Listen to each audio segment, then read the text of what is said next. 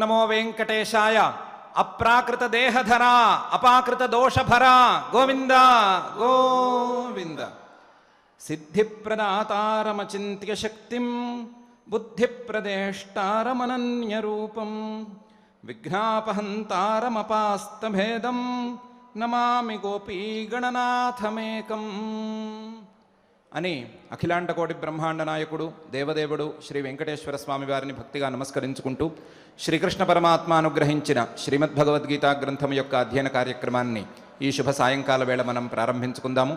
ప్రారంభంలో ఆచార్యుల వారితో కలిసి ప్రార్థనా శ్లోకాలను సంకల్పవాక్యాలను చదువుకుని ఈ కార్యక్రమానికి మంగళారంభం చేసుకుందాము. ఓం నమో వెంకటేశాయ. శ్రీ గురు ప్రార్థన. గురుర్బ్రహ్మ గురుర్విష్ణు గురుర్దేవో మహేశ్వరః గురుః సాక్షాత్ పరం బ్రహ్మ తస్మై శ్రీ గురవే నమః. శ్రీనివాస ప్రార్థన.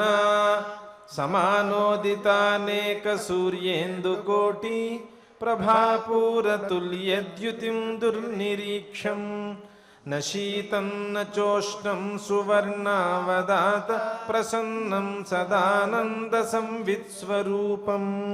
అథ సంకల్పః శ్రీమద్ ఆదివరాహ క్షేత్రే విరాజమానస్య అఖిలాండకోటి బ్రహ్మాండ నాయకస్య శ్రీ పద్మావతి జానేః భగవతః శ్రీ వెంకటేశ్వర స్వామినః దివ్య సన్నిధౌ భగవతః శ్రీకృష్ణ పరమాత్మనః అనుగ్రహేణ అస్మాకం సర్వేషాం శారీరస్య మానసస్య చ బలస్య సిద్ధ్యర్థం సమస్తానాం అసాధ్య వ్యాధీనాం నివారణార్థం సర్వయజ్ఞ ఫలప్రాప్త్యర్థం సర్వాసాం సంపదాం ప్రాప్త్యర్థం విద్యార్థినాం బుద్ధిశక్తి వృద్ధి ద్వారా పరీక్షాసు ఉత్తీర్ణతా సిద్ధ్యర్థం అధికారిణాం స్వస్వవిధి నిర్వహణ కౌశల సిద్ధ్యర్థం సమస్త పాపక్షయార్థం శ్రీ పరమేశ్వర ప్రీత్యర్థం యథాశక్తి శ్రీమద్భగవద్గీతాయాః పంచదశాధ్యాయాంతర్గత శ్లోకపారాయణం కరిష్యామహే.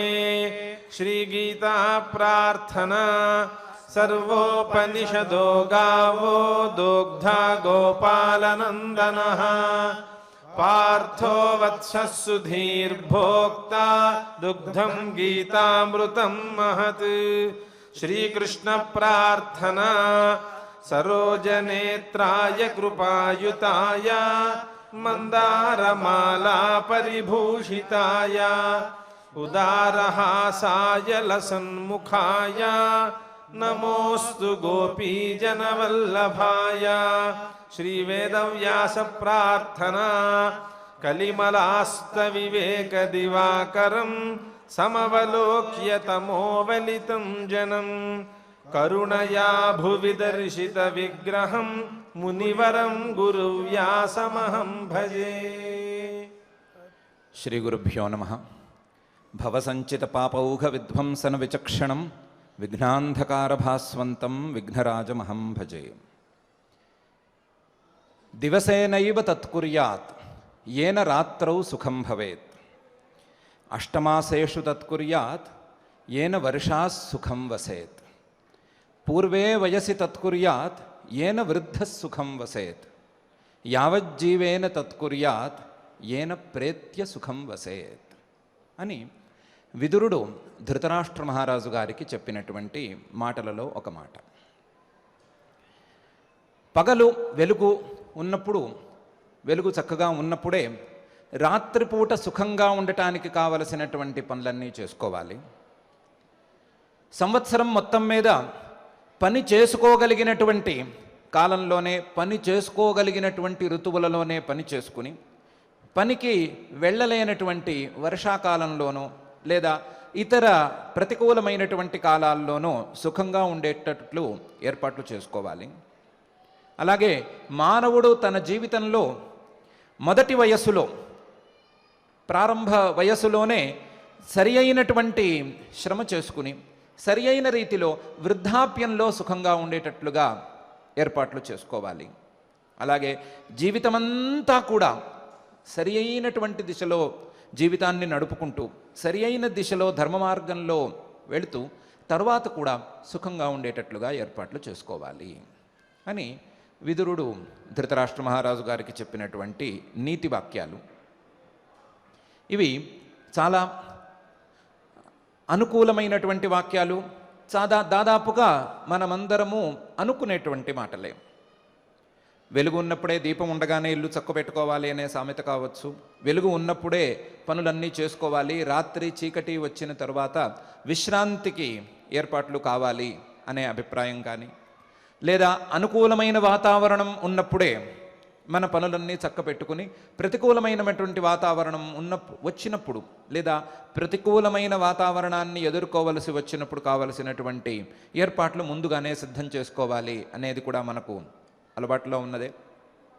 అలాగే చిన్న వయస్సులో సరి అయిన రీతిలో చదువుకుని ఆ చదువుకున్న తర్వాత కావలసినటువంటి పనులు చేసుకుని వార్ధక్యంలో ఏ చింత లేకుండా ఏ ఇబ్బంది లేకుండా ఇన్వెస్ట్మెంట్స్ అవన్నీ కూడా సవ్యంగా చేసుకుని వార్ధక్యం నిశ్చింతగా సాగేటట్లుగా ఉండాలి అని అందరూ అనుకునేదే.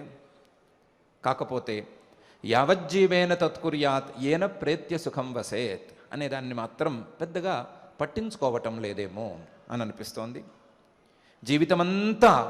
జీవితమంతా ధర్మ మార్గంలో గనక ప్రయాణం చేసుకోగలిగితే, జీవితాన్ని ధర్మమయంగా చేసుకోగలిగితే తరువాత ఆలోచించడానికి ఏమీ ఉండనక్కర్లేదు, తరువాత కూడా చక్కగానే సాగుతుంది అనే విషయాన్ని మానవులు కొంచెం గుర్తెరగవలసిన అవసరం ఉందేమో అని అనిపిస్తోంది. కాకపోతే పరమాత్మ దీనికంటే పై స్థాయి విషయాన్ని కూడా మానవులకు గుర్తు చేస్తున్నాడు. జీవితం వచ్చింది, ఏదో ఒక శరీరం దొరికింది, ఈ శరీరం ద్వారా ఈ శరీరాన్ని అడ్డం పెట్టుకుని ఈ శరీరంలో సాధనలను సరిగ్గా చేసుకుని ఈ శరీరాన్ని మళ్ళీ అందుకోవలసినటువంటి అవసరం లేని స్థాయికి వెళ్ళవాలి. ఇలాంటి శరీరాన్ని మళ్ళీ తిరిగి పొందవలసిన అవసరం లేకుండా, మళ్ళీ ఇలాంటి కష్టాలు ఇలాంటి దుఃఖాలు పడవలసిన అవసరం లేకుండా సరి అయిన చోటుకు చేరేందుకు మానవులు ప్రయత్నం చేసుకోవాలి. ఆ దిశగా మానవులు తమ శరీరాన్ని సార్థకం చేసుకోవాలి అని కూడా పరమాత్మ అభిప్రాయపడుతూ యద్గత్వా ననివర్తంతే తద్ధామ పరమం మమ అని అలాంటి స్థాయిని, అలాంటి స్థానాన్ని, అలాంటి ఫలితాన్ని మనకు పరిచయం చేస్తున్నాడు. నా యొక్క స్థానం లేదా నన్ను చేరుకోవటం అనేటువంటి ఫలితం మళ్ళీ మానవులను తిరిగి రానివ్వకుండా చేస్తుంది. ఇదే మనుష్య దేహాన్ని మళ్ళీ తిరిగి పొందనివ్వకుండా చేస్తుంది. అటువంటి స్థానం నాది అని మనకు పరిచయం చేస్తున్నాడు. పరిచయం చేయటం ద్వారా యావజ్జీవేన తత్కుర్యాత్, ఈ జీవితం ఉన్నంతకాలం దీనికోసం ఎంతో కొంత ప్రయత్నం చేసుకుంటే మళ్ళీ ఇలాంటి కష్టం ఇలాంటి దుఃఖం మళ్ళీ రానక్కరలేదు అని మనకు ఒక సూచనను ఇస్తున్నాడు. సూచనను ఇస్తూ తన యొక్క స్వరూపాన్ని కూడా పరిచయం చేస్తున్నాడు. నతద్భాసయతే సూర్య న శశాంక న పావక యద్గత్వా ననివర్తంతే తద్ధామ పరమం మమ అని. ఏ ఇంద్రియాలు, ఏ బయటి వెలుగులు నా యొక్క స్వరూపాన్ని ప్రకాశింపజేయలేవు, నా యొక్క స్వరూపం తెలిసేటట్లుగా అవేమీ సహకరించలేవు, సహకారాన్ని అందించలేవు. నా యొక్క స్వరూపం ఎవరి సహకారమూ అక్కరలేనటువంటి స్వప్రకాశం, తనంతట తాను వెలిగే, తనంతట తాను తెలిసేటువంటి స్వరూపం.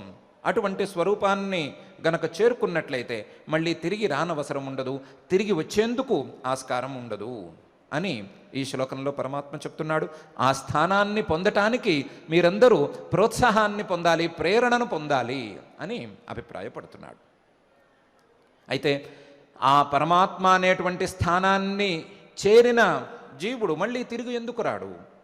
ఎందుకు అలాంటి స్థానాన్ని పొందినటువంటి వాడు తిరిగి రాకుండా ఉండటానికి ఏ కారణము ఉండటం లేదు అనే ప్రశ్నకు సమాధానంగా పరమాత్మ ఒక స్థూలమైన సమాధానంగా మమైవాంశో జీవలోకే జీవభూత సనాతన మనశ్షష్ఠాని ఇంద్రియాణి ప్రకృతిస్థాని కర్షతి అని చెప్పాడు. జీవుడు నా యొక్క ఒక అంశమే, నా యొక్క ఒక అంశం తిరిగి నన్ను చేరిన తరువాత మళ్ళీ తిరిగి దాన్ని స్వస్థానానికి వెళ్ళవలసిన అవసరం ఉండదు. మమైవాంశో జీవలోకే జీవభూత సనాతన. అతను తన యొక్క ప్రాణాలను, తన యొక్క ఇంద్రియాలను లేదా శరీరాలను నేను అనుకోవటం ద్వారా వేరుగా వెళ్ళిపోయినట్టు అయ్యాడు. కానీ నా యొక్క అంశమే జీవుడు. ఆ అంశమైనటువంటి జీవుడు ఈ జీవలోకంలో నివసిస్తున్నాడు. ఈ జీవలోకంలో ఈ సంసారంలో కొట్టుమిట్లాడుతున్నాడు. జీవభూత సనాతన. తన యొక్క శరీరేంద్రియాదులన్నిటినీ నేను అనుకుంటూ ఈ సంసారంలోనే కొట్టుమిట్లాడుతున్నాడు. కానీ అతని యొక్క వాస్తవమైన రూపం సనాతన, ఆది లేనటువంటి వాస్తవమైన రూపం, అది నా యొక్క రూపమే. అతను ఏ రకంగా సంసారాన్ని అనుభవిస్తున్నాడు లేదా ఏ రకంగా ఈ సంసారంలో సంచరిస్తున్నాడు అనే విషయాన్ని పరమాత్మ ఈ శ్లోకపు 2వ భాగంలో మనశ్షష్ఠాని ఇంద్రియాణి ప్రకృతిస్థాని కర్షతి అని చెప్పాడు.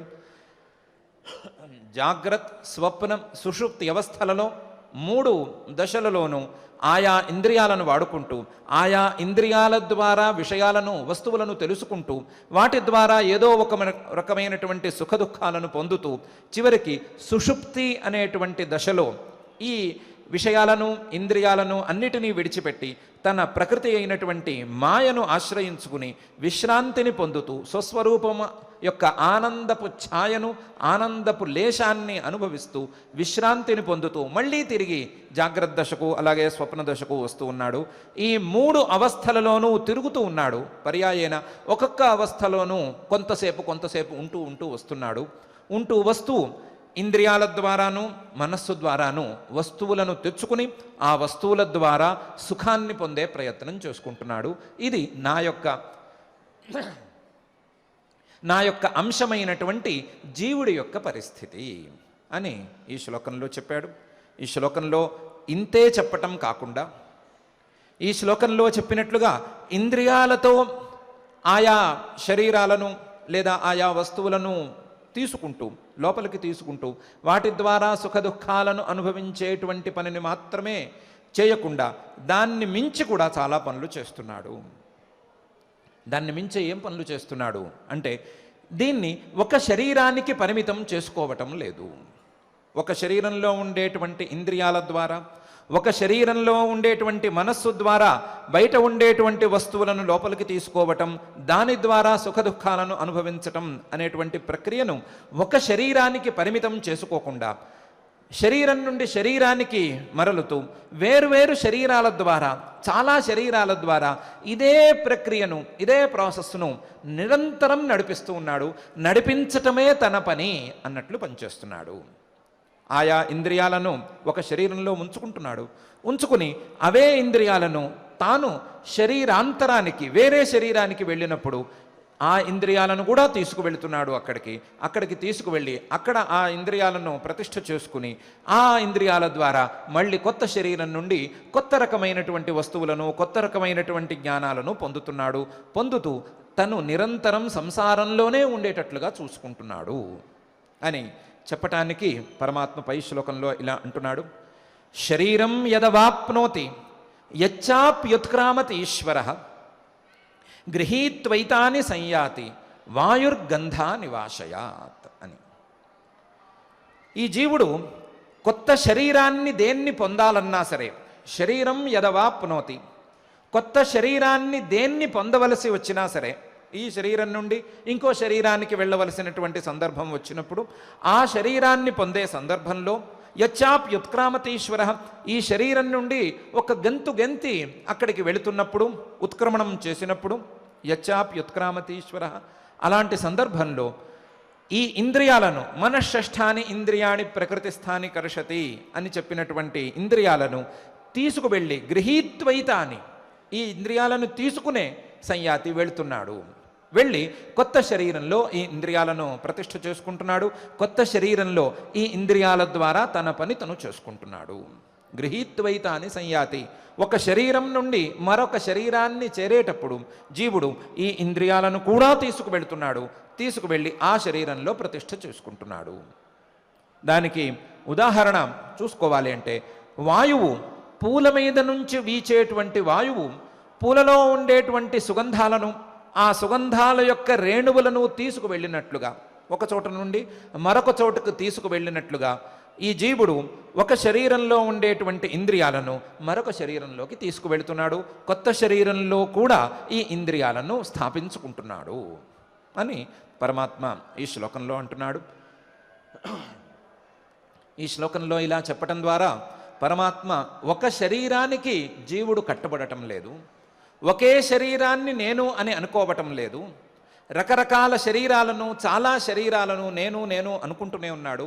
కొత్త కొత్త శరీరాలను రోజు రోజుకి కాకపోయినా సరే కొత్త జన్మలలో కొత్త శరీరాలను తీసుకుంటూనే ఉన్నాడు. తీసుకుని ఆయా శరీరాల ద్వారా తన యొక్క భోగాలను అనుభవిస్తూనే ఉన్నాడు, తన యొక్క సుఖదుఖాలను అనుభవించే ప్రయత్నం చేస్తూనే ఉన్నాడు. తనకు సుఖదుఖాలను అనుభవించటానికి కావలసినటువంటి సామగ్రిని కూడా ఒక శరీరం నుండి మరొక శరీరానికి తీసుకువెళ్తున్నాడు. సుఖదుఖాలను అనుభవించటానికి తాను ఏర్పాటు చేసుకున్నటువంటి, తాను చేసుకున్నటువంటి కర్మల ద్వారా తెచ్చుకున్నటువంటి ఇంద్రియాలను, మనస్సును ఇతర శరీరాలకు కూడా తీసుకువెళ్తున్నాడు. తాను కష్టపడి జన్మలలో పేర్చుకున్నటువంటి సంస్కారాలకు ఆశ్రయమైనటువంటి మనస్సును తప్పకుండా తీసుకువెళ్తున్నాడు. ఒక్కడే వెళ్ళటం లేదు, ఈ ఇంద్రియాలను తీసుకువెళ్తున్నాడు, ఈ మనస్సును తీసుకువెళ్తున్నాడు. తీసుకువెళ్ళి కొత్త శరీరంలో కొత్త రకంగా అనుభవాలను సంపాదించుకోవటానికి ప్రయత్నం చేస్తున్నాడు. అందువలన శరీరం యదవాప్నోతి, కొత్త శరీరాన్ని ఎప్పుడైతే పొందాలనుకుంటున్నాడో ఆ శరీరంలో కూడా ఈ మనశ్శష్టాని ఇంద్రియాణి ప్రకృతిస్థాని ఉండేటట్టు చూసుకుంటున్నాడు. యచ్చాప్యుత్క్రామతి ఈశ్వర, ఆ శరీరం నుండి కానీ ఏదో ఒక శరీరం నుండి కానీ బయలుదేరి ఇంకో శరీరానికి వెళ్ళే సందర్భంలో ఈ శరీరంలో ఉండేటువంటి ఇంద్రియాలను విడిచిపెట్టడం లేదు, వీటిని లాక్కుంటున్నాడు, లాక్కుని తనతో పాటు తీసుకువెళ్తున్నాడు. యచ్చాప్యుత్క్రామతీశ్వర గృహీత్వైతాన్ని సంయాతి, ఈ ఇంద్రియాలను తీసుకుని వెళ్ళి తీరుతున్నాడు, వీటిని తీసుకునే వెళుతున్నాడు. తాను ఒంటరిగా వెళ్ళటం లేదు. ఇంకా లోతుకు వెళ్ళి ఆలోచించుకోవాలి అంటే తాను ఒంటరిగా వెళ్ళలేడు. తనకు చాలా ఆశ్రయాలు లేదా చాలా సాధనాలు ఉంటేనే బయటపడగలడు. ఇంకా చెప్పుకోవాలి అంటే ఒక రాజుగారు ఒంటరిగా ఎలాగైతే బయలుదేరలేడో బయటికి, ఏదో ఒక మంది మార్బలం లేకుండా కనీసం అడుగు కూడా బయటకు పెట్టలేడో, అలాగే ఈ జీవుడు కూడా ఈ ఇంద్రియాలు ఇలాంటి మంది మార్బలం లేకుండా ఇంకొక శరీరానికి వెళ్ళలేడు కాబట్టి వీళ్ళందరినీ కూడా లాక్కు వెళుతున్నాడు. ఈ విషయాన్ని గృహీత్వైతాన్ని సంయాతి అనేటువంటి విషయాన్ని ప్రశ్నోపనిషత్తులో షోడశకల పురుష ప్రస్తావనలో చాలా స్పష్టంగా చెప్పారు. అక్కడ కస్మిన్వహం ఉత్క్రాంతో భవిష్యామి, కస్మిన్వా ప్రతిష్ఠితే ప్రతిష్ఠాస్యామి ఇది. స ప్రాణమసృజత ప్రాణాత్ శ్రద్ధాం ఖం వాయుర్జ్యోతిరాప పృథివీంద్రియం మనః అన్నమన్నాద్వీర్యం రేతా ప్రజా కర్మసు చామృతం అనేటువంటి వాక్యంలో జీవుడు ఒక శరీరం నుండి మరొక శరీరానికి నేను ఎలా వెళ్ళగలను, నాకు వెళ్ళటానికి కొన్ని అడ్డంకులు ఉన్నాయి కదా, వెళ్ళటానికి ఎవరైనా నాకు సహాయం చేయాలి కదా, అలాగే ఒక శరీరంలో కొన్ని రోజులు నిలబడిపోవటానికి కూడా ఎవరో ఒకరి సహాయం నాకు తప్పకుండా కావాలి కదా, నాకు సహాయం చేసేది ఎవరు అని ఆలోచించి ప్రాణాన్ని సహాయంగా తీసుకుని ఆ ప్రాణానికి అనుకూలంగా ఉండే ప్రాణం చెప్పినట్లు నడుచుకునేటువంటి ఇంద్రియాలను, పంచ జ్ఞానేంద్రియాలను, అలాగే పంచకర్మేంద్రియాలను, మనస్సును, బుద్ధిని, అలాగే భూత సూక్ష్మాలను, వీటన్నిటినీ కూడా పేర్చుకుని ఇవన్నీ కలిసి ఒక చోట ఉండేటట్లు చూసుకుని అవి వెళ్ళిన చోటుకి తాను వెళుతున్నాడు, లేదా తాను వెళ్ళిన ప్రతి చోటుకి వాటిని కూడా తీసుకువెళ్తున్నాడు. అందులో ప్రాణం ముఖ్యమైనటువంటి సహాయకుడు అనే స్థానంలో ఉంది. ప్రాణం తరువాత వచ్చేటువంటి ఇంద్రియాలు, మనస్సు, బుద్ధి ఇవన్నీ కూడా దాన్ని శాస్త్రీయ పరిభాషలో మనం చెప్పుకోవాలి అంటే లింగ శరీరం లేదా సూక్ష్మ శరీరం అనేటువంటి చెప్పబడేటువంటి శరీరాన్ని తీసుకుని వెళ్ళి ఆ శరీరంతో పాటుగా వెళ్ళి కొత్త శరీరంలో, కొత్త స్థూలమైనటువంటి శరీరంలో తాను కూడా ప్రతిష్ఠితుడవుతున్నాడు. ఆ శరీరం ద్వారా తన యొక్క సుఖదుఖాలను కొత్త రకంగా అనుభవిస్తూ వస్తున్నాడు అని ఆ వాక్యం సారభూతంగా చెప్తున్నది. దాన్నే పరమాత్మ ఇక్కడ ఉంచి మనఃషష్ఠాని ఇంద్రియాణి ప్రకృతిస్థాని కర్షతి. ఆ ఇంద్రియాలతో ఉండేటువంటి ప్రాణాలను అన్నిటినీ కూడా తీసుకువెళుతున్నాడు. తీసుకువెళ్ళటం ఎక్కడి నుంచి ఎక్కడికి తీసుకువెళుతున్నాడు అంటే శరీరం యదవాప్నోతి యచ్చాప్యుత్క్రామతి ఈశ్వరః గృహీత్వైతాన్ని సంయాతి అని అంటున్నాడు. శరీరం కొత్త శరీరాన్ని పొందవలసి వచ్చినప్పుడు, ఉన్న శరీరం నుండి ఆ శరీరానికి గెంతవలసి వచ్చినప్పుడు ఆ గెంతు తనంతట తాను చేయలేడు కాబట్టి, చేసేందుకు ఆస్కారం లేదు కాబట్టి వీళ్ళందరి యొక్క సహకారంతో చేస్తున్నాడు అనే అభిప్రాయాన్ని పరమాత్మ కూడా ప్రకటిస్తున్నాడు. దానికి వాయుర్గంధా నివాశయాత్ అనే దృష్టాంతాన్ని కూడా పరమాత్మ చూపిస్తున్నాడు.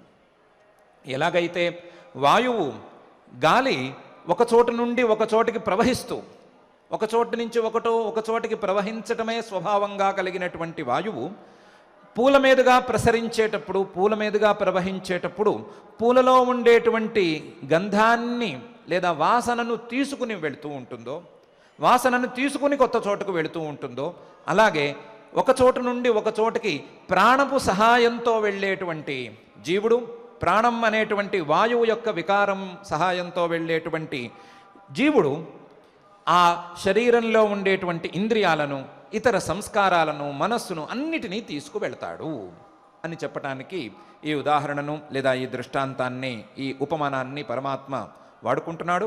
వాడుకుంటూ వాయుర్గంధా నివాశయాత్ అని అంటున్నాడు.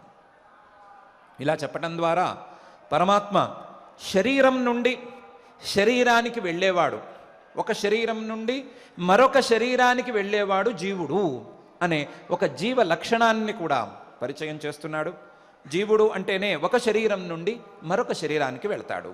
ఒకే శరీరంలో పరిమితమైపోడు, ఒకే శరీరాన్ని స్థిరంగా ఉంచుకోడు, ఒక్కొక్క శరీరాన్ని తన కర్మానుసారంగా మార్చుకుంటూ ఉంటాడు. కర్మానుబంధీని మనుష్యలోకే అని చెప్పినట్లుగా కర్మానుబంధమైనటువంటి సంస్కారాలను, వేరే శరీరాన్ని, సంస్కారాలకు అనుగుణంగా వేరే శరీరాన్ని, ఆ శరీరానికి అనుగుణంగా సంస్కారాలను పెంచుకుంటూనే పోతూ ఉంటాడు. ఇలా శరీరాలను మార్చుకోవటం అనేది జీవుడు యొక్క ఒక లక్షణం అని లక్షణం చెప్తున్నాడు. ఈ లక్షణం జీవుడికి మాత్రమే పరిమితం అని కూడా పరమాత్మ అభిప్రాయపడుతున్నాడు. ఈ లక్షణం జీవుడికి తప్ప పరమాత్మకు లేదు. శరీరాలను మార్చుకోవటం, ఒక శరీరం నుండి మరొక శరీరానికి వెళ్ళటం అనేది పరమాత్మకు అలవాటు లేదు, లేదా పరమాత్మ స్వరూపానికి ఇది వర్తించదు అని చెప్తున్నాడు. ఒక శరీరం నుండి ఒక శరీరంకి వెళ్ళటంకి మధ్య, లేదా ఒక శరీరం నుండి మరొక శరీరానికి వెళ్ళటం, లేకపోతే శరీరాలను గ్రహించటం, ఈ రెండిటి మధ్య ఉండే అంతరం ఏమిటి? శరీరాలను, వేరువేరు శరీరాలను గ్రహించటం అనే మాటే గనక అయినట్లయితే, వేరువేరు శరీరాలను కలిగి ఉండటం అంటే అది పరమాత్మకు కూడా ఉంది కదా. పరమాత్మ కూడా ఎన్నో శరీరాలను ధరించే ఉన్నాడు కదా. ఆ శరీరాలను ధరించటాన్ని మనం అవతారం అని మనం వ్యవహరించుకుంటున్నా సరే, పరమాత్మ బహూనిమే వ్యతీతాని జన్మాని తవచార్జున అని జన్మ అనే అన్నాడు కదా. జన్మ కర్మచమే దివ్యం అనే చోట కూడా జన్మ అనే పదం వాడాడు కదా. తాను కూడా శరీరాన్ని ధరిస్తున్నాను అని పరమాత్మే చెప్తున్నాడు కదా. కాబట్టి శరీరాలను ధరించటం అనేది పరమాత్మకు ఉంది, జీవుడికి ఉంది. మరి వీళ్ళిద్దరి మధ్య ఏమి అంతరం అనంటే దానికే మనం ఇప్పుడు స్పష్టంగా చెప్పుకున్నది. శరీరం నుండి శరీరానికి వెళ్ళటం, ఒక శరీరంలో ఉండి మరొక శరీరానికి వెళ్ళి తీరటం, శరీరం లేకుండా ఉండకపోవటం అనేది జీవుడు యొక్క లక్షణం. కావలసి వచ్చినప్పుడు ఆయా సందర్భాలలో, ఆయా పరిస్థితులకు కానీ, లేదా సాధకుల యొక్క అనుగ్రహం కోసం, సాధకులను అనుగ్రహించటం కోసం కానీ ఏదో ఒక శరీరాన్ని ధరించటం, లేదా ఏదో ఒక రకమైనటువంటి శరీరాన్ని ధరించటం అనేది పరమాత్మకు ఉండేటువంటి లక్షణం. కాబట్టి ఈ రెండు లక్షణాల మధ్య, శరీరాలు అనే అంశంలో సామ్యం ఉన్నప్పటికీ శరీరాలను ధరించటం అనే అంశంలో చాలా చాలా అంతరం ఉంది. శరీరం నుండి ఇంకొక శరీరానికి వెళ్ళి తీరటం అనేటువంటిది జీవుడిది. కావలసి వచ్చినప్పుడు సాధకులను అనుగ్రహించటం కోసం ఏదో ఒక శరీరాన్ని ధరించటం అనేది పరమాత్మకు ఉండేటువంటి లక్షణం. ఈ రెండిటి మధ్య చాలా తేడా ఉంది అని మనం స్పష్టంగా గమనించుకోవచ్చు. శరీరాల మధ్య సామ్యం ఉన్నది అనే అంశాన్ని కూడా మనం పూర్తిగా నమ్మటానికి వీలు లేదు. పరమాత్మ గ్రహించేటువంటి శరీరాలకు, జీవుడు గ్రహించేటువంటి శరీరాలకు ప్రాథమికంగా ఒక రకమైనటువంటి అంతరమైతే ఉండనే ఉంది. పరమాత్మ గ్రహించేటువంటి శరీరాలు లీలా శరీరాలు, తన యొక్క సంకల్ప మాత్రంతో వచ్చినటువంటి శరీరాలు పరమాత్మ యొక్క శరీరాలు. జీవుడి యొక్క శరీరాలు తాను చేసుకున్నటువంటి కర్మలకు ఫలితంగా వచ్చినటువంటి శరీరాలు. తాను చేసుకున్నటువంటి కర్మలకు ఫలితాన్ని అనుభవించటానికి యోగ్యమైనటువంటి శరీరాలు జీవుడి యొక్క శరీరాలు. కానీ పరమాత్మ యొక్క శరీరాలు మాత్రం అలాంటి శరీరాలు కావు, అవి లీలా శరీరాలు మాత్రమే. ఇంకా మనం లోతుకు వెళ్ళి ఆలోచించుకోగలిగితే పరమాత్మ యొక్క శరీరాలు రెండు విధాలుగా ఉంటాయి. ఒకటి సాధారణమైనటువంటి నియమాలకు అనుకూలంగా లేనటువంటి శరీరాలు. రెండవ రకం సాధారణమైనటువంటి నియమాలకు అనుకూలంగా ఉండేటువంటి శరీరాలు, లేదా మన నియమాలకు దగ్గరగా ఉండేటువంటి శరీరాలు. మొదటి రకం శరీరాలను అప్రాకృత శరీరాలు అని పిలవవచ్చు. రెండవ రకం శరీరాలను ఏం పిలిస్తే అది పిలుచుకోవచ్చు. మానవ దేహంతో ఉండేటువంటి శరీరాలు, లేదా మానవ దేహానికి దగ్గరగా ఉండేటువంటి శరీరాలు కొన్ని, మానవ దేహానికో లేదా సాధారణమైనటువంటి దేహ నియమానికో చాలా దూరంగా ఉండేటువంటి శరీరాలు కొన్ని. ఈ శరీరాలు మొదటి రకం శరీరాలు, రెండవ రకం శరీరాలు చాలా తేడాగా ఉంటాయి. వేరు సందర్భాలలో వేరు ప్రయోజనాల కోసం వీటిని పరమాత్మ గ్రహిస్తాడు అని మనం అర్థం చేసుకోవచ్చు. వీటిని అందుకనే మనం జన్మ అనటం లేదు, లేదా వీటిని కర్మార్జితమైనటువంటి శరీరాలు అని మనం అనటం లేదు. వాటిల్లో సాధారణమైనటువంటి నియమాలకు లేదా నియమాలు వర్తించనటువంటి శరీరాలలో అనేక శరీరాలు ఉండగా, నృసింహావతారంలో ఉండేటువంటి నరసింహ శరీరం ఉండగా, అలాగే మత్స్య శరీరము, వరాహ శరీరము, కూర్మ శరీరము ఇవన్నీ ఉండగా, గణపతి శ్రీమన్మహాగణపతి యొక్క శరీరాన్ని కూడా మనం సాధారణమైన నియమాలు వర్తించని శరీరం అనేటువంటి కోటా కింద తెచ్చుకోవచ్చు. ఆ శరీరాలను ఆ విధంగా మనం అర్థం చేసుకోవచ్చు. సాధారణమైనటువంటి నియమాలు వర్తించని శరీరం అని కానీ, లేదా సాధారణమైనటువంటి శరీర నియమాలు పట్టని శరీరం అని ఎలా తెలుస్తోంది మనకి అని ఆలోచించుకుంటే, ఆ చరిత్ర, ఆ అవతార ఘట్టం లేదా ఆ సందర్భం మొత్తాన్ని గనక ఒకసారి పరిశీలించుకోగలిగితే, ఆ పరిశీలన ద్వారా మనకు ఈ విషయం స్పష్టంగానే తేటతెల్లమవుతుంది.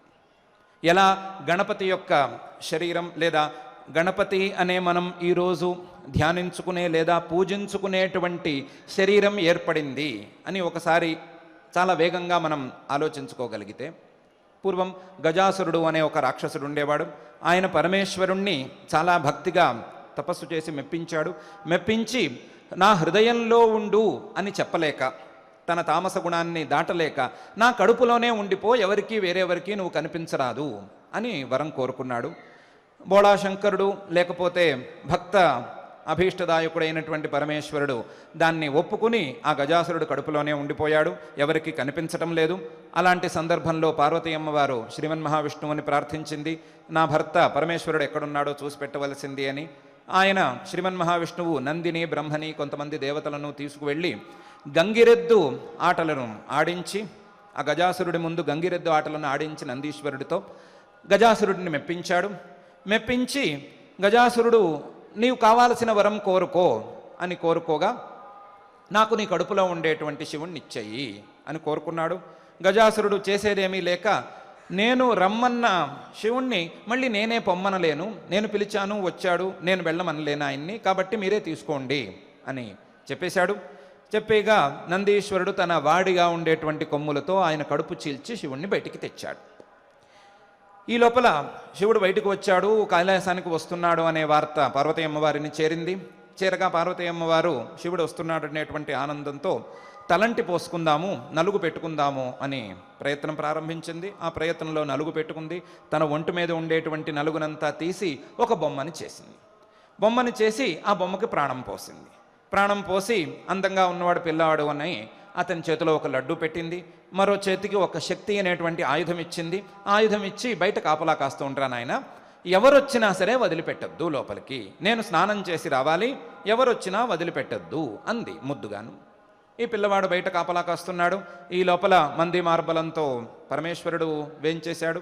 పరమేశ్వరుడు ఈ పిల్లవాడిని చూసి లోపలికి వెళ్ళబోయాడు. పిల్లవాడేమో అడ్డుకుని లోపలికి వెళ్ళటానికి వీల్లేదు, మా అమ్మ ఒప్పుకోదు అన్నాడు. నువ్వెవరివి నాకు అడ్డం చెప్పటానికి అని ఈయన తలకాయని తీసేశాడు. త్రిశూలంతో పరమేశ్వరుడు తలకాయని తీసేశాడు. లోపలికి వెళ్ళిపోయాడు. పార్వతీ పరమేశ్వరులు కాసేపు మాట్లాడుకున్నారు. మాట్లాడుకోగా మధ్యలో ఈయన ప్రస్తావన వచ్చింది, ఈ పిల్లవాడి ప్రస్తావన వచ్చింది.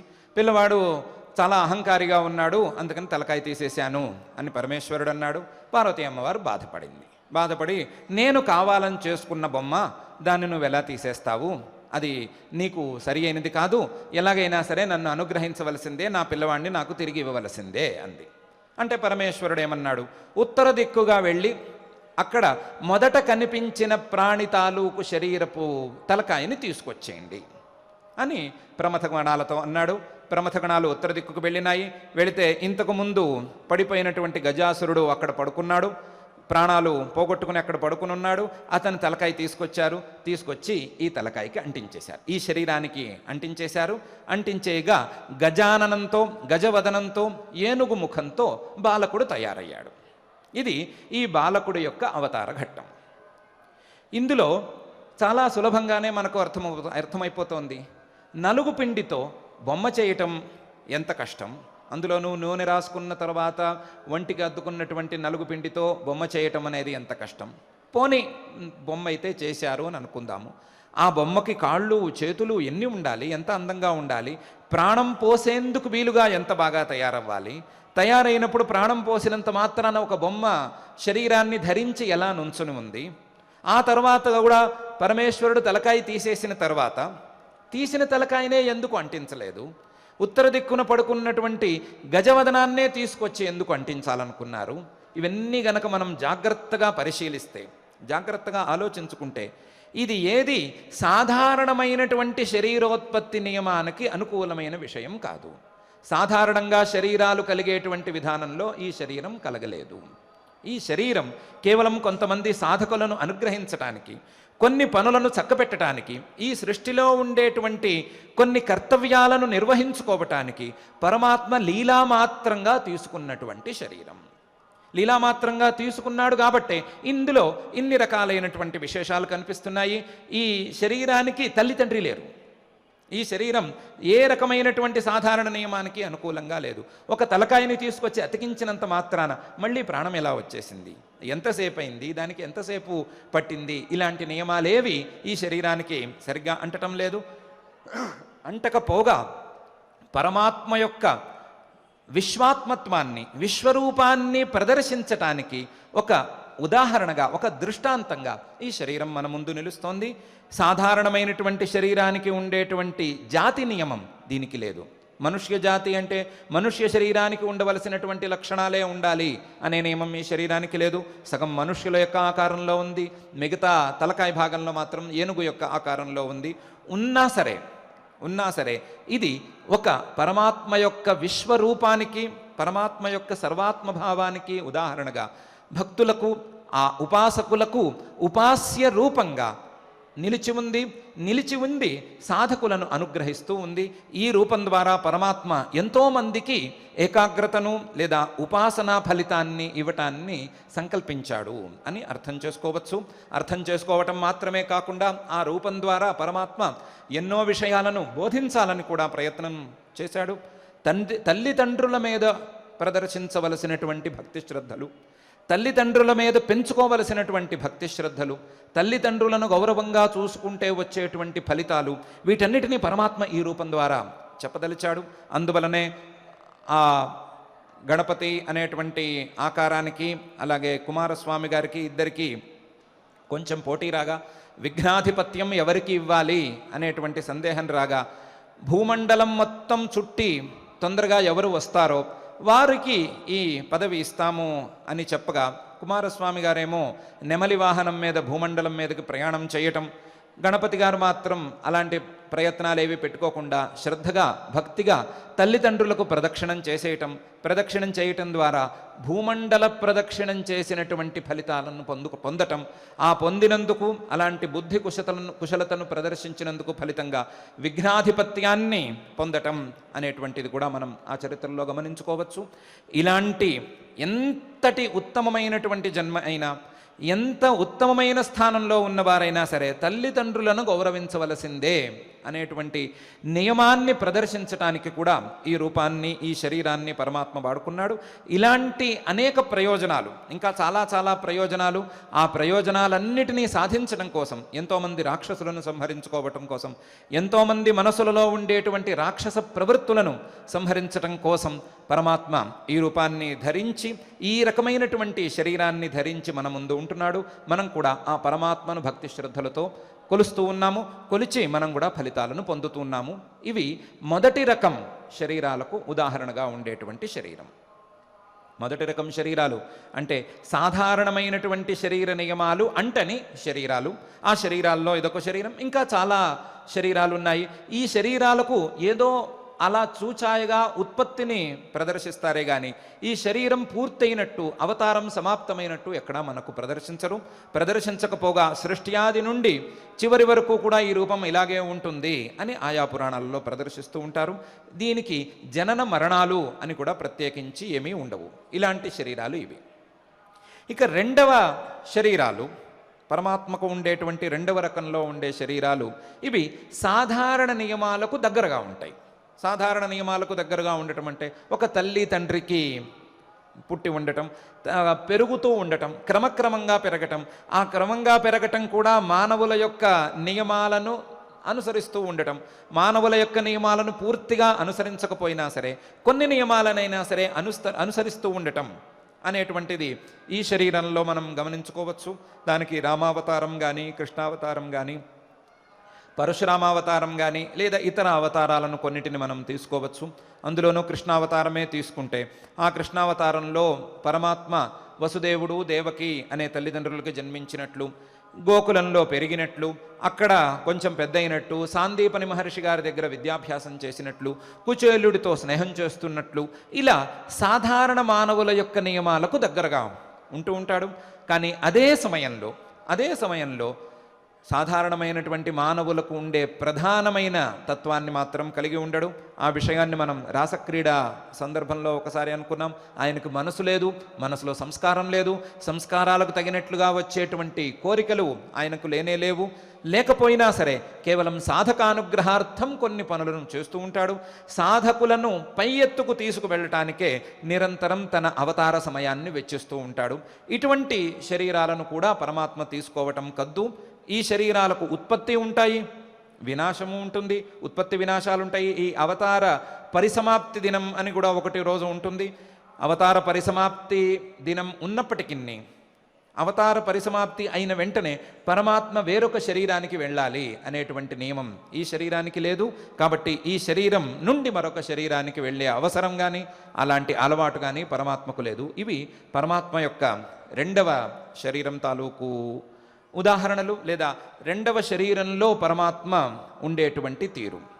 ఈ శరీరంలో ఉన్నప్పుడు పరమాత్మ సాధారణమైనటువంటి మానవులు ప్రవర్తించినట్లుగానే ప్రవర్తించటము, సాధారణమైన మానవులు ఉన్నట్లుగానే ఉండటము, ఉండి తాను సరి అయిన రీతిలో ఉండి సరి అయిన రీతిలో ధర్మ మార్గంలో సంచరించి మానవులను కూడా ఆ దిశగా ప్రోత్సహిస్తూ ఉండటం అనేది పరమాత్మ ప్రధానంగా చేసుకునేటువంటి కర్తవ్యం.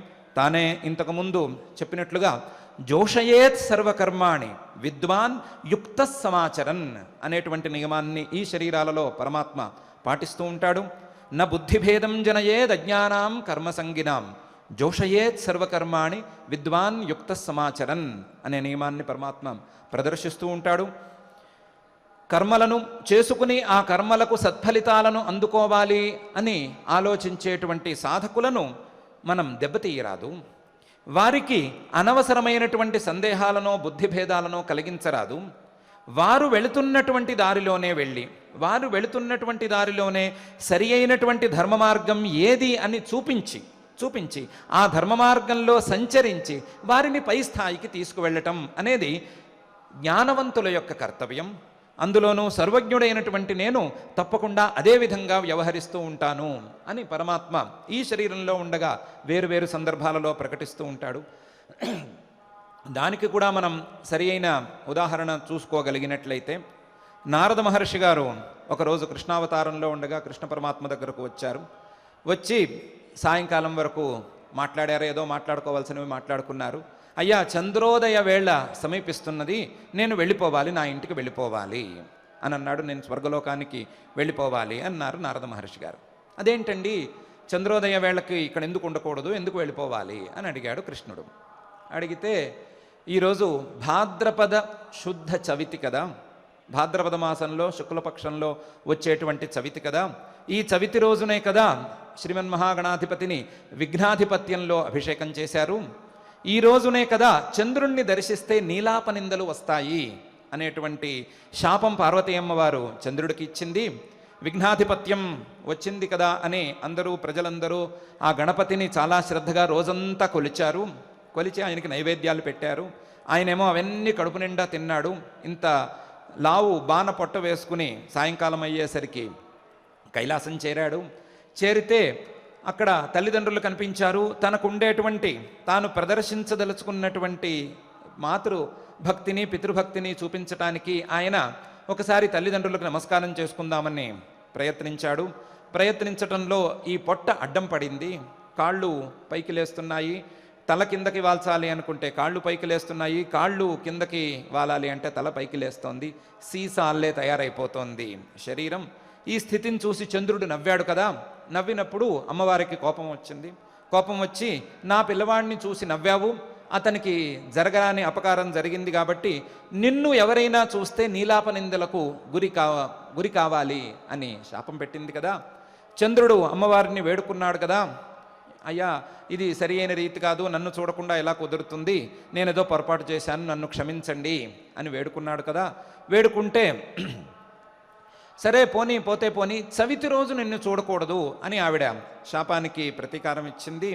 ఆ చవితి రోజు చూడకూడదు అనే అంశాన్ని కూడా వేరువేరు సందర్భాలలో వేరువేరు మహానుభావులు తగ్గిస్తూ వచ్చి చివరికి భాద్రపద శుక్ల చవితి రోజు మాత్రం చూడనేకూడదు, ఒకవేళ చూస్తే గనక నీలాప నిందలు లేనిపోని అపవాదులు వస్తాయి అని శాపం ఉన్నది కదా.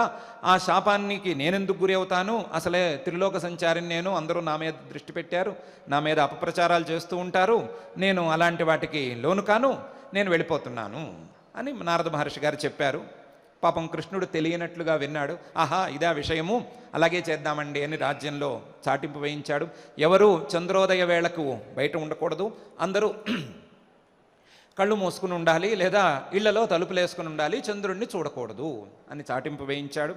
వేయించి తాను కూడా కట్టుదిట్టం చేసుకున్నాడు, అంతఃపురంలోనే ఉండాలి అని నియమం పెట్టుకున్నాడు.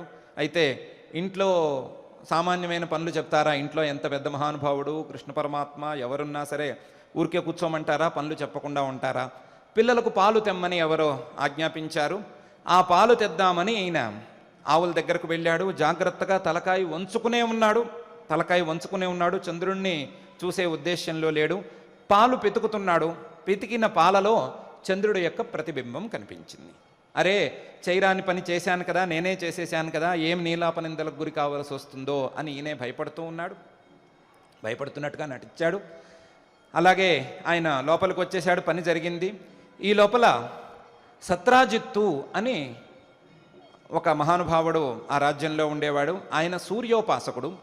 సూర్యోపాసన ద్వారా స్యమంతకమణి అని లేదా శ్యమంతకమణి అనే ఒక మణిని సంపాదించాడు. చింతగింజంత ఉండేటువంటి మణి అది. సుమారుగా రోజుకి 280 కిలోల బంగారాన్ని అది ఇస్తుంది. కాకపోతే ఆ బంగారాన్ని ధర్మానికే ఖర్చు పెట్టాలి.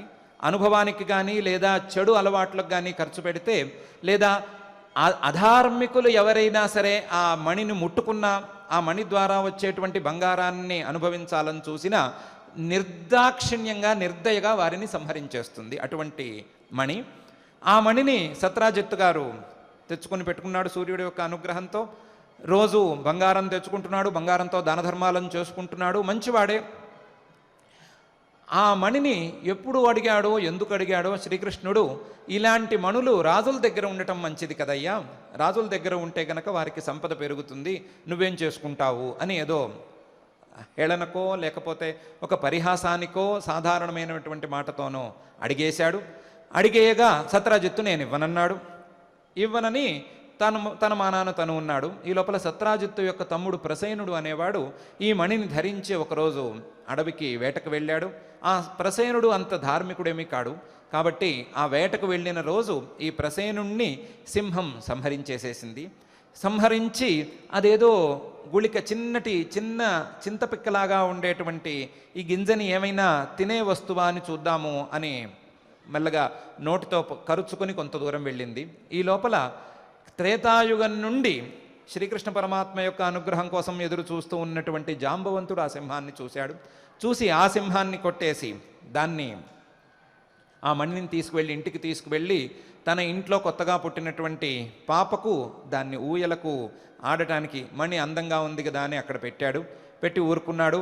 ఈ లోపల ఊళ్ళో కలకలం రేగి ప్రసేనుడనే వాడిని కృష్ణ పరమాత్మే సంహరించాడు, మణి కోసం ఇంత పని చేశాడు అని అనవసరమైనటువంటి అపవాదు బయలుదేరింది.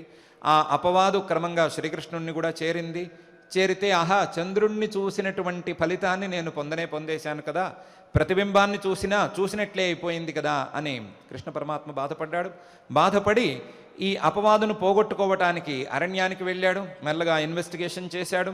ఆ సింహం కాలి గుర్తులు, ఎలుగుబంటి కాలి గుర్తులు వీటన్నిటినీ క్రమంగా పట్టుకుంటూ పైకి వెళ్ళాడు.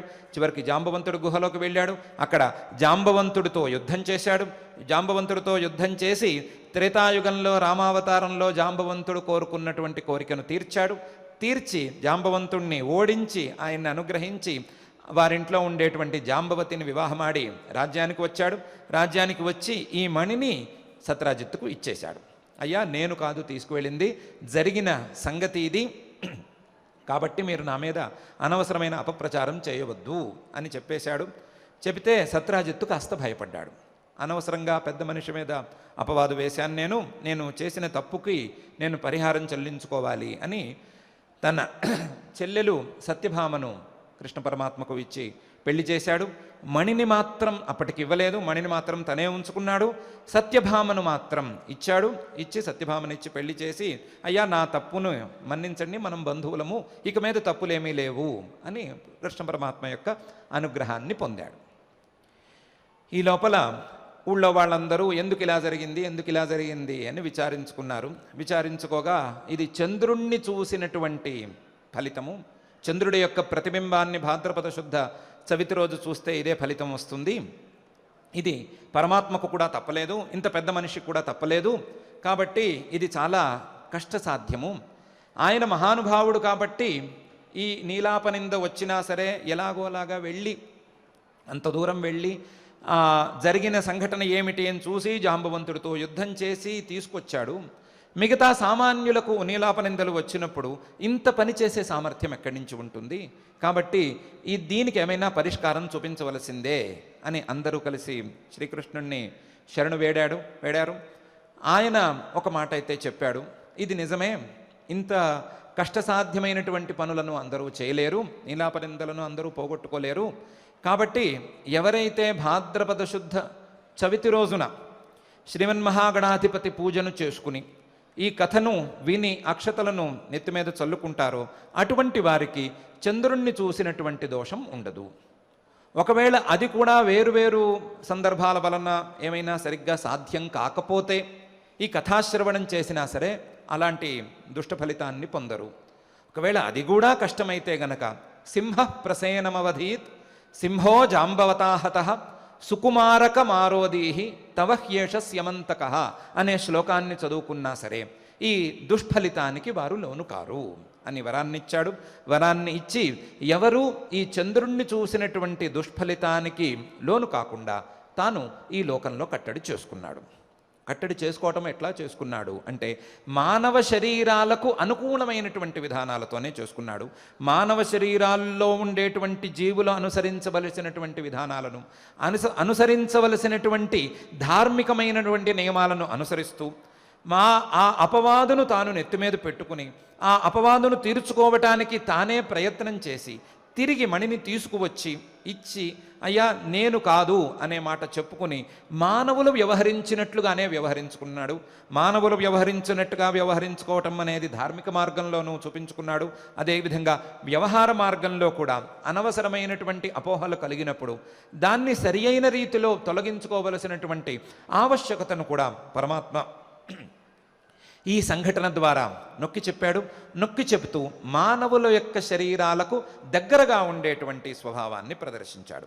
ఇలా 2 రకాల శరీరాలను, మానవుల యొక్క స్వభావాలకు లేదా సాధారణమైనటువంటి శరీర నియమాలకు దగ్గరగా లేని శరీరాలను, లేదా దగ్గరగా ఉండేటువంటి శరీరాలను, 2 రకాల శరీరాలను తీసుకుంటున్నప్పటికీ ఈ శరీరాన్ని విడిచిపెట్టే సందర్భం వచ్చినప్పుడు మరొక శరీరానికి వెళ్ళవలసిన అవసరం కానీ వెళ్ళేటువంటి అలవాటు కానీ పరమాత్మకు లేదు.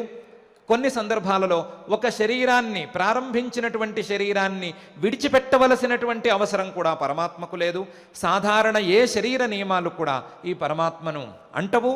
కానీ జీవుడు మాత్రం ఒక శరీరం నుండి మరొక శరీరానికి వెళుతూ ఆ శరీరానికి వెళ్ళేటప్పుడు ఈ శరీరంలో ఉండేటువంటి ఇంద్రియాలను, మనస్సును, ఇతర పంచప్రాణాలను వీటన్నిటినీ తీసుకువెళుతూ తాను ఈ సంసార చక్రంలో నిరంతరం తిరుగుతూ ఉన్నాడు అనేటువంటి విషయాన్ని, శరీరం యదవాప్నోతి యచ్చాప్యుత్క్రామతీశ్వర గృహీత్వైతాని సంయాతి వాయుర్గంధాని వాశయాత్ అనే శ్లోకంలో పరమాత్మ చెప్తున్నాడు.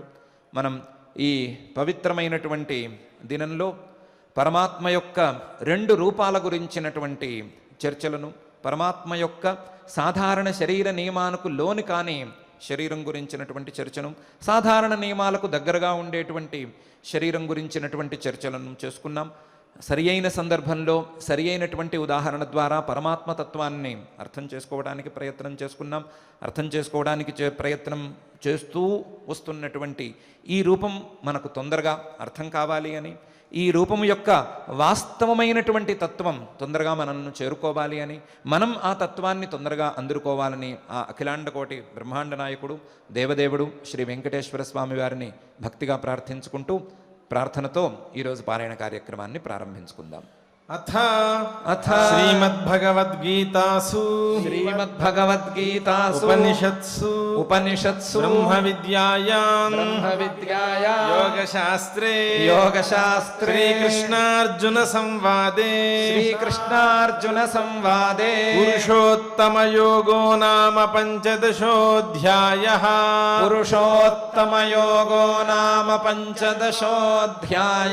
శ్రీభగవానువాచ ఊర్ధ్వమూలమధశాఖం అశ్వత్థం ప్రాహురవ్యయం ఛందాంసి యస్య పర్ణాని యస్తం వేద స వేదవిత్ అధశ్చోర్ధ్వం ప్రసృతాస్తస్య శాఖాః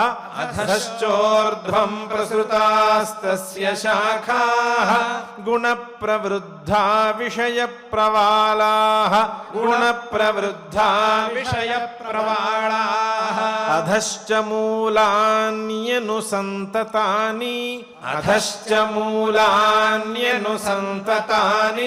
కర్మానుబంధీని మనుష్యలోకే న రూపమస్యేహ తథోపలభ్యతే నాంతో న చాదిర్న చ సంప్రతిష్ఠా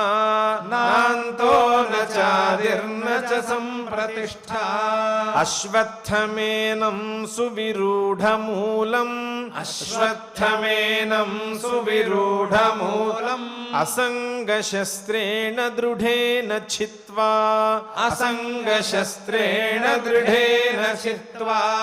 తతః పదం తత్పరిమార్గితవ్యం తతః పదం తత్పరిమార్గితవ్యం యస్మిన్ గతా న నివర్తంతి భూయః యస్మిన్ గతా న నివర్తంతి భూయః తమేవ చాద్యం పురుషం ప్రపద్యే తమేవ చాద్యం పురుషం ప్రపద్యే యతః ప్రవృత్తిః ప్రసృతా పురాణి యతః ప్రవృత్తిః ప్రసృతా పురాణి నిర్మాణమోహాజిత సంగదోషాః నిర్మాణమోహాజిత సంగదోషాః అధ్యాత్మ నిత్యా వినివృత్తకామాః అధ్యాత్మ నిత్యా వినివృత్తకామాః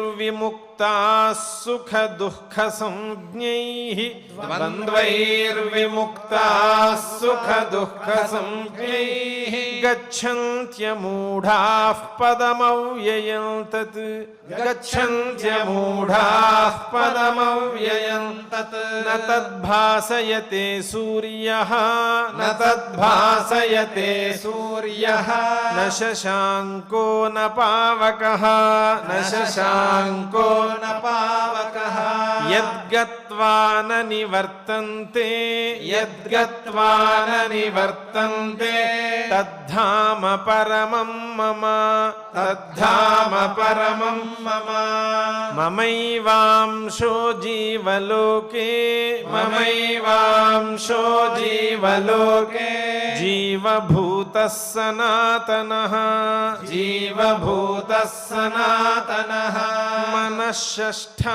మనఃషష్ఠానీంద్రియాణి మనఃషష్ఠానీంద్రియాణి ప్రకృతిస్థాని కర్షతి ప్రకృతిస్థాని కర్షతి శరీరం యదవాప్నోతి శరీరం యదవాప్నోతి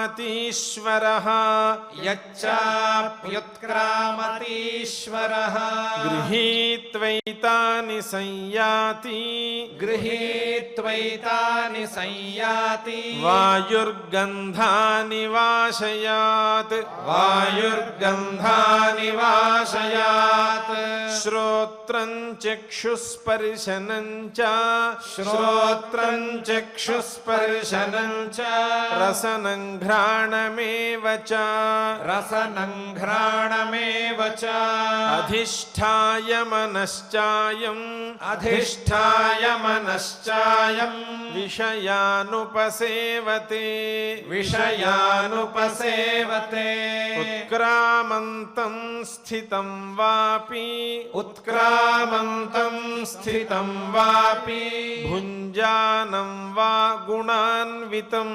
భుంజానం వా గుణాన్వితం విమూఢానానుపశ్యంతి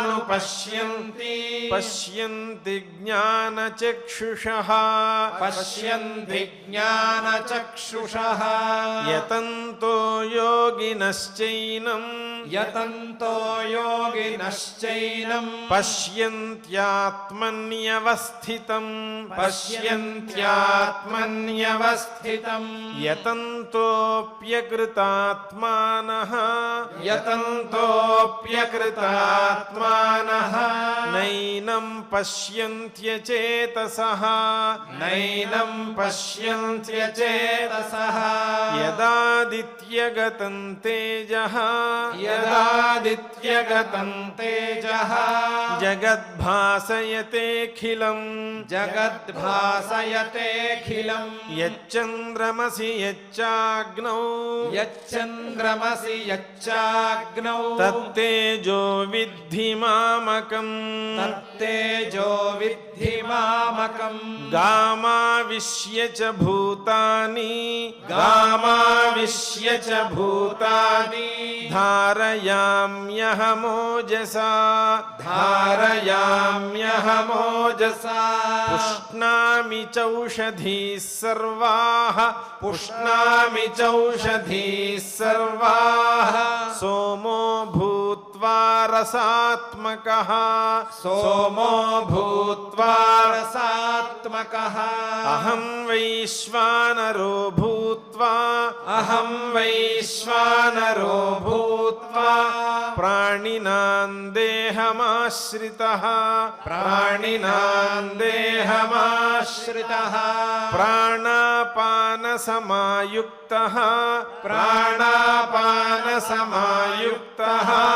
पचाम्यन्नं चतुर्विधम् पचाम्यन्नं चतुर्विधम् सर्वस्य चाहं हृदि सन्निविष्टः सर्वस्य चाहं हृदि सन्निविष्टः मत्तस्मृतिर्ज्ञानमपोहनं च मत्तस्मृतिर्ज्ञानमपोहनं च वेदैश्च सर्वैरहमेव वेद्यः वेदैश्च सर्वैरहमेव वेद्यः वेदान्तकृद्वेदविदेव चाहम् वेदान्तकृद्वेदविदेव चाहम् द्वाविमौ पुरुषौ लोके द्वाविमौ पुरुषौ लोके क्षरश्चाक्षर एव च क्षरश्चाक्षर एव च क्षरः सर्वाणि भूतानि क्षरः सर्वाणि भूतानि कूटस्थोऽक्षर उच्यते कूटस्थोऽक्षर उच्यते उत्तमः पुरुषस्त्वन्यः उत्तमः पुरुषस्त्वन्यः परमात्मेत्युदाहृतः परमात्मेत्युदाहृतः यो लोकत्रयमाविश्य यो लोकत्रयमाविश्य बिभर्त्यव्यय ईश्वरः बिभर्त्यव्यय ईश्वरः यस्मात्क्षरमतीतोऽहम् यस्मात्क्षरमतीतोऽहम् अक्षरादपि चोत्तमः अक्षरादपि चोत्तमः अतोऽस्मि लोके वेदे च अतोऽस्मि लोके वेदे च प्रथितः पुरुषोत्तमः प्रथितः पुरुषोत्तमः यो मामेवमसम्मूढः यो मामेवमसम्मूढः जानाति पुरुषोत्तमम् जानाति पुरुषोत्तमम् स सर्वविद्भजति माम् स सर्वविद्भजति माम् सर्वभावेन भारत सर्वभावेन भारत इति गुह्यतमं शास्त्रम् इति गुह्यतमं शास्त्रम् इदमुक्तं मया नघ इदमुक्तं मया नघ एतद्बुद्ध्वा बुद्धिमान् स्यात् एतद्बुद्ध्वा बुद्धिमान् स्यात् कृतकृत्यश्च भारत कृतकृत्यश्च भारत इति श्रीमद्भगवद्गीतासु इति श्रीमद्भगवद्गीतासु उपनिषत्सु ब्रह्मविद्यायां योगशास्त्रे श्रीकृष्णार्जुन संवादे पुरुषोत्तमयोगो नाम पञ्चदशोऽध्यायः पुरुषोत्तमयोगो नाम पञ्चदशोऽध्यायः పంచదశాధ్యాయంలో ఉన్న శ్లోకాలన్నిటినీ శ్రద్ధగా పఠించుకున్నాం. ఇప్పుడు శ్రీకృష్ణ నామావళితో నామ సంకీర్తన కార్యక్రమాన్ని నిర్వహించుకుందాం.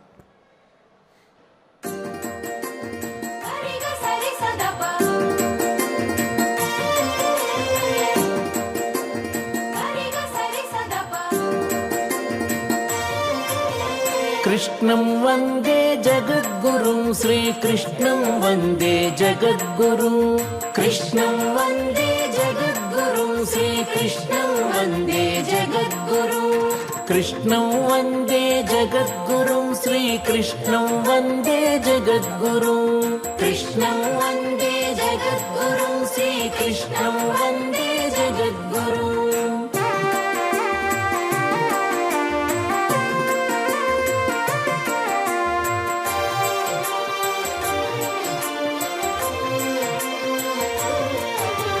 శ్రీనివాస హరి కృష్ణ కృష్ణ శ్రీకర శుభకర కృష్ణ కృష్ణ శ్రీనివాస హరి కృష్ణ కృష్ణ శ్రీకర శుభకర కృష్ణ కృష్ణ శ్రిత జనపాలక కృష్ణ కృష్ణ శ్రీ సతి రమణ కృష్ణ కృష్ణ శ్రిత జనపాలక కృష్ణ కృష్ణ శ్రీ సతి రమణ కృష్ణ కృష్ణ కృష్ణం వందే జగద్గురుం శ్రీకృష్ణం వందే జగద్గురుం కృష్ణం వందే జగద్గురుం శ్రీకృష్ణం వందే జగద్గురుం